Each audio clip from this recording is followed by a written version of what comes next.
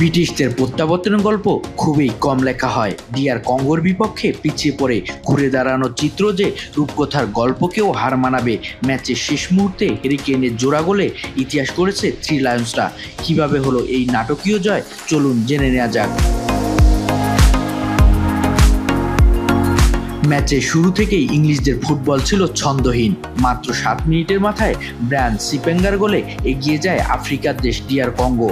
গোল হজম করার পর হ্যারি কেন বাহিনীর একের পর এক আক্রমণ পারেনি কঙ্গোর রক্ষণভাগে ফাটল ধরাতে।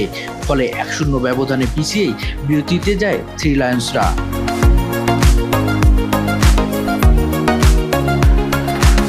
দ্বিতীয়ার্ধে ইংল্যান্ড যেন ফিরে স্বরূপে।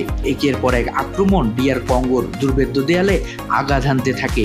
কাঙ্ক্ষিত সেই গোল আসে 76তম মিনিটে অ্যান্থনি গর্ডের নিকুট ক্রস থেকে। দুর্দান্ত হেঁটে বল জালে পাঠান অধিনায়ক হ্যারি কেন। কিন্তু ম্যাচে তো জয়ের বিকল্প ছিল না ইংল্যান্ডের, তাই আক্রমণের ধার ছিল অনবরত। ম্যাচের শেষ দিকে 86 মিনিটে আবারও নায়ক বনে যান হ্যারি কেন। আরেকটি দারুণ ফিনিশিংয়ে নিজের দ্বিতীয় গোল করে ইংল্যান্ডকে 2-1 ব্যবধানে এগিয়ে দেন তিনি।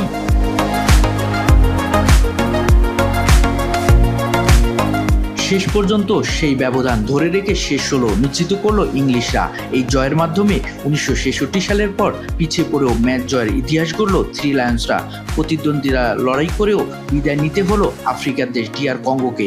আপনার মতে দুর্দান্ত পারফরমেন্স করা কেইনের নেতৃত্বে বিশ্বকাপের স্বপ্ন পূরণ করতে পারবে কি ইংল্যান্ড?